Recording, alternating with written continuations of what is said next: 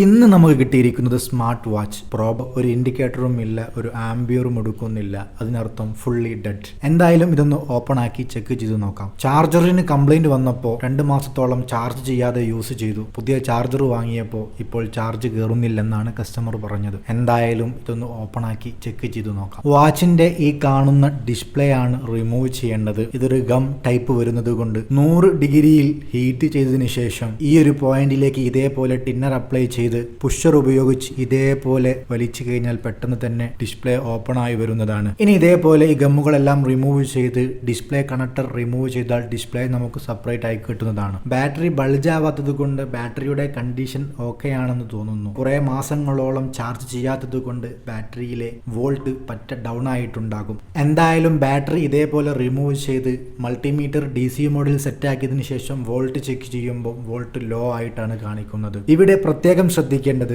ബാറ്ററിയുടെ 3 ലൈനിന്റെ position പ്രോപ്പറായി check ചെയ്ത് വെക്കൽ നല്ലതാണ്. ഇവിടെ മെൻഷൻ ചെയ്യാത്തത് കൊണ്ട് മാറിപ്പോവാൻ ചാൻസ് കൂടുതലാണ്. ഇനി നമുക്ക് ഈ കാണുന്ന റെഡ് ലൈൻ പോസിറ്റീവും ബ്ലാക്ക് മൈനസുമാണ്. ബൂസ്റ്റർ ഉപയോഗിച്ച് നമുക്ക് ഇത് ബൂസ്റ്റ് ചെയ്തതിന് ശേഷം എത്ര വോൾട്ട് ആയിട്ടുണ്ട് എന്ന് ചെക്ക് ചെയ്യാം. ഇവിടെ മൾട്ടിമീറ്റർ DC മോഡിൽ സെറ്റാക്കി വോൾട്ട് ചെക്ക് ചെയ്യുമ്പോൾ 3.7 മുകളിൽ ആയതുകൊണ്ട് ബാറ്ററി ഇതേപോലെ റീഫിക്സ് ചെയ്തതിന് ശേഷം ഡിസ്പ്ലേയും കൂടി കണക്ട് ചെയ്ത് ചാർജ് ചെയ്യുമ്പോൾ ചാർജിങ് ഷോ ചെയ്യുന്നുണ്ട്. അതിനർത്ഥം ചാർജ് പ്രോപ്പറായി കയറുന്നുണ്ട് എന്നാണ്.